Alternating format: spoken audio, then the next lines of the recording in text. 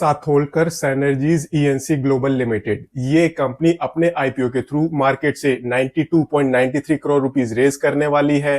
30 जुलाई को इस कंपनी का आईपीओ ओपन होगा, 1 अगस्त को आईपीओ क्लोज हो जाएगा एंड 6 अगस्त को इस कंपनी की लिस्टिंग होगी।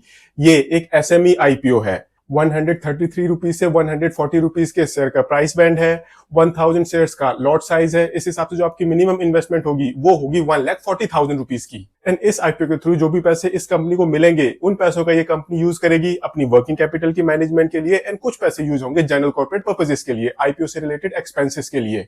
नाउ अब जानते हैं दैट ये कंपनी एक्चुअली में करती क्या है एंड इस कंपनी के जो फाइनेंशियल्स हैं वो इस कंपनी के बारे में क्या बताते हैं। तो सबसे पहले जान लेते हैं इस कंपनी के बारे में। ये एक तमिलनाडु बेस्ड कंपनी है, 2013 से इस बिजनेस में है एंड ये कंपनी अपने आप को ईपीसी एंड टर्न की इंफ्रास्ट्रक्चर कंपनी बोलती है। बेसिकली ये कंपनी इंफ्रास्ट्रक्चर सेक्टर में ऑपरेट करती है एंड डिफरेंट वेराइटीज के प्रोजेक्ट्स एग्जीक्यूट करती है। ये कंपनी डिफरेंट सेक्टर्स की इंफ्रास्ट्रक्चर नीड्स को फुलफिल करती है, जैसे कि इंडस्ट्रियल सेक्टर हो गया, वेयर हाउसिंग सेक्टर हो गया, कॉमर्शियल सेक्टर हो गया, इंस्टीट्यूशनल सेक्टर हो गया, फार्मास्यूटिकल प्रोजेक्ट्स भी ये कंपनी एग्जीक्यूट करती है, सोलर प्रोजेक्ट्स भी ये कंपनी एग्जीक्यूट करती है। ये कंपनी हॉस्पिटल्स भी बनाती है, होटल्स भी बनाती है एंड रिजॉर्ट्स एंड विलास भी बनाती है। तो बेसिकली ये कंपनी डिफरेंट वेराइटीज के बहुत सारे काम करती है, बट वो सारे के सारे काम जो है वो कंस्ट्रक्शन सेक्टर से रिलेटेड है।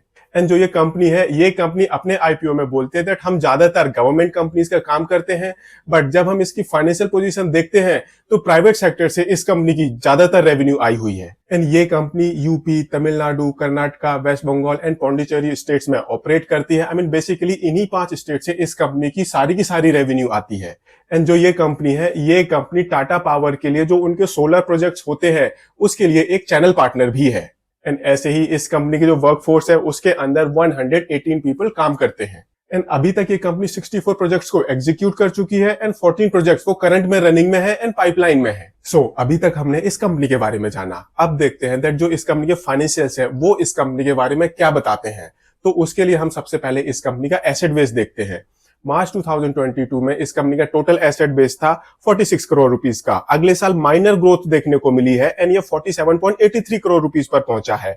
बट मार्च 2024 में इस कंपनी के एसेट बेस में एक जबरदस्त ग्रोथ देखने को मिली है एंड ये 105 करोड़ रुपीस के आसपास पहुंच गया है। ऐसे ही इस कंपनी की रेवेन्यू है।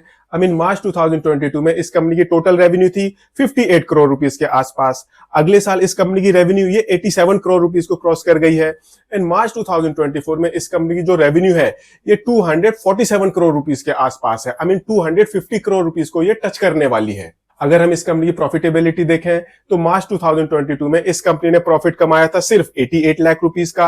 अगले साल इस कंपनी का प्रॉफिट ये 5 करोड़ रुपीस को क्रॉस कर गया था एंड मार्च 2024 में इस कंपनी का टोटल प्रॉफिट ये 26 करोड़ रुपीस को क्रॉस कर गया था। ऐसे ही अगर हम इस कंपनी के मार्जिन्स देखें तो ये कंपनी मोर देन 14% के एबिटा मार्जिन्स पर ऑपरेट कर रही है, मोर देन 10.5% के पैट मार्जिन्स पर ऑपरेट कर रही है। इस कंपनी की रिटर्न ऑन इक्विटी ये 95% से भी ज्यादा है and return on capital employed ये 87% की है। जो इस कंपनी के मार्जिन्स है वो इस सेक्टर के हिसाब से काफी बढ़िया है। एंड जो ये पर्टिकुलर सेक्टर है यहाँ पर आपको बिजनेस करने के लिए बहुत सारे पैसे इन्वेस्ट करने पड़ते हैं, जिसकी वजह से जो ज्यादातर कंपनियां होती हैं उनका ऑपरेटिंग कैश फ्लो नेगेटिव रहता है। बट इस कंपनी का ऑपरेटिंग कैश फ्लो ये नेगेटिव से पॉजिटिव में आ गया है। मार्च 2022 में इस कंपनी का ऑपरेटिंग कैश फ्लो वो नेगेटिव था। उस टाइम पर इस कंपनी का ऑपरेटिंग कैश फ्लो था 1.21 करोड़ रुपीस का नेगेटिव। अगले साल इस कंपनी का ऑपरेटिंग कैश फ्लो पॉजिटिव हो गया है 3 करोड़ रुपीस का एंड मार्च 2024 में इस कंपनी ने अपने ऑपरेशन से मोर देन 12 करोड़ रुपीस का कैश फ्लो जनरेट किया है। ये किसी भी इंफ्रास्ट्रक्चर कंपनी के लिए, किसी भी ईपीसी कंपनी के लिए, किसी भी टर्नकी प्रोजेक्ट्स कंपनी के लिए काफी अच्छी बात मानी जाती है। एंड अगर हम इस कंपनी की बोरोइंग देखें तो इस कंपनी की बुक्स में लेस देन 10 लाख रुपीस की बोरोइंग है। अप्रोक्सीमेटली 7 लाख रुपीस की बोरोइंग है। तो हम बोल सकते हैं दैट ये कंपनी एक किस्म से डेट फ्री कंपनी है। तो अब क्वेश्चन आता है, क्या आपको इस कंपनी के आईपीओ को सब्सक्राइब करना चाहिए या नहीं? तो see again, this is your personal decision. ये एसएमई आईपीओ है, थोड़ा सा सोच समझ कर अपना डिसीजन लेना। मैं इस आईपीओ को सब्सक्राइब नहीं करने वाला। आप अपना डिसीजन मेरे डिसीजन के बेसिस पर बिल्कुल मत लें, इस वीडियो को देखने के बाद भी बिल्कुल मत लें। अपना डिसीजन थोड़ा सा सोच समझ कर लें, इन्वेस्टमेंट एडवाइजर से कंसल्ट करने के बाद लें। बिकॉज इंफ्रास्ट्रक्चर सेक्टर की कंपनियां, बहुत सारी कंपनियां वो मार्केट में लिस्टेड हैं। आपको इस कंपनी से बढ़िया कंपनी मिल जाएगी। प्रोजेक्ट वाइज की बात कर रहा हूं, आई मीन जो return on equity, return on capital employed है इस कंपनी की, वो तो नेक्स्ट लेवल पर है। इस तरह की बहुत कम कंपनियां मार्केट में अवेलेबल होती हैं। बट अगर आप क्वालिटी ऑफ प्रोजेक्ट्स देखोगे, रेवेन्यू ग्रोथ देखोगे, रेवेन्यू विजिबिलिटी देखोगे, तो आपको इस पर्टिकुलर सेक्टर से बहुत सारी कंपनियां ऑलरेडी लिस्टेड मिल जाएंगी। सो अपना डिसीजन सोच समझ कर लें। एंड अगर आपको ये वीडियो पसंद आया हो, इसको लाइक शेयर जरूर करें एंड चैनल को सब्सक्राइब करें। Thank you.